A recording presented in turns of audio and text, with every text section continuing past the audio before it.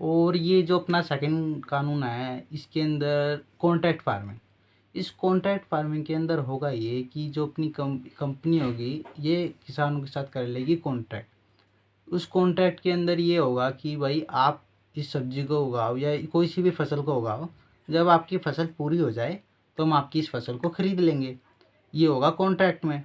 और जो अपना ये बेसिकली होगा कि पूरे के पूरे गाँवों को होगा, पूरे के पूरे गाँवों को आएगी कंपनी, व्यापारी आएंगे, उनको कह देंगे भाई ऐसा है कि आप इस फलानी सब्जी को उगा लो या फलानी फसल को उगा लो, जब आपकी पूरी की पूरी फसल हो जाए हम आपसे ख़रीद लेंगे।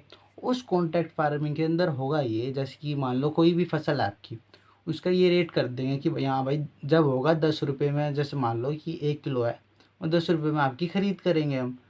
तो जब पूरी की पूरी हो जाएगी, मतलब अपनी फसल जब पूरा कर लेगा किसान, वो किसान जब बेचेगा 10 रुपये में कंपनी में, और मान के चलिए कि बाज़ार में उसी फसल का रेट गिर चुका है 8 रुपये, तो जो कंपनी होगी ना ये 8 रुपये में नहीं देगी, ये 10 के 10 इनको देने ही पड़ेंगे, ये पहले कानून में है। और मान के चलिए कि भाई रेट गिर गया, अब किसान को देना हो, मुझे कंपनी आएगी, व्यापारी आएंगे, कॉन्ट्रैक्ट करेंगे अपने किसानों से, ये उसका जो रेट फिक्स हुआ है ना उसी में देंगे। अब इसके अंदर ये भी है कि मान के चलिए कि बाज़ार में 10 की जगह भाव बढ़ गया 12 का, क्या ये कंपनी 12 रुपये देगी? हाँ, ये 12 के 12 रुपये इनको देने पड़ेंगे।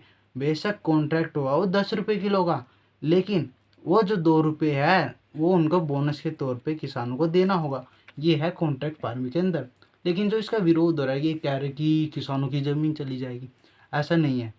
जो कॉन्ट्रैक्ट होना है वो किसानों की फसलों का होना है, ना कि उनके खेतों का।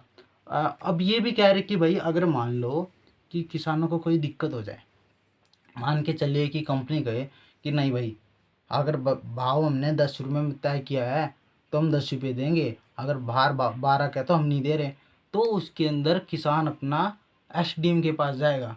जो एसडीएम होता है कलेक्टर, आपने सुना होगा कि भाई सिविल एग्ज़ाम होते हैं आईएएस आईपीएस के, वो बैठता है, उसमें एसडीएम के पास जाने पे 30 दिन के अंदर अपना एसडीएम फैसला करके दे देगा कि भाई ये तेरे को देना ही पड़ेगा।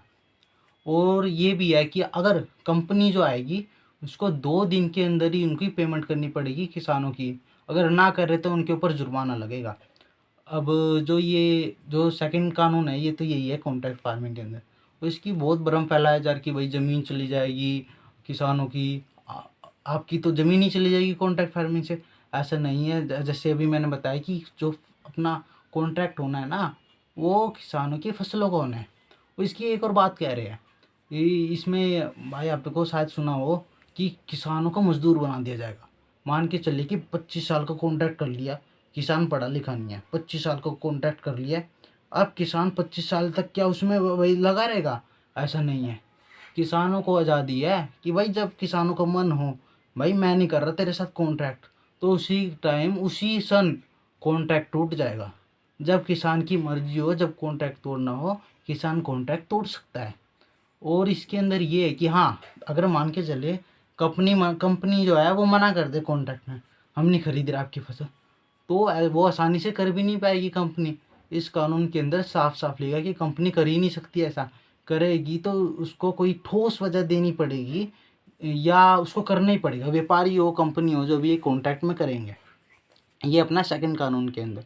और ये जो भारत सरकार का कानून है, और जो ये पंजाब सरकार है, अपने अमरिंदर जी बैठे हैं कांग्रेस के, इनका जो कॉन्ट्रैक्ट फार्मिंग का है ना, इस कॉन्ट्रैक्ट फार्मिंग के अंदर किसानों को सज़ा है। अगर किसान मना कर दे कि भैया मैं नहीं बेच रहा, तो किसानों को जेल जाना पड़े या जुर्माना देना पड़े। ये अमरिंदर का जो कॉन्ट्रैक्ट फार्मिंग है उसके अंदर ऐसा है। और जो भारत सरकार का कानून है, इस सरकार के कानून के अंदर किसान जब चाहे, हाँ भाई मेरे को फसल नहीं बेचनी, तो वो अपनी अपनी इच्छा से उसी टाइम कॉन्ट्रैक्ट से हट सकता है, उसके ऊपर कोई दिक्कत नहीं। और कंपनी और इसी के अगर कंपनी और व्यापारी हटना चाहे ना, वो आसानी से नहीं हट सकते।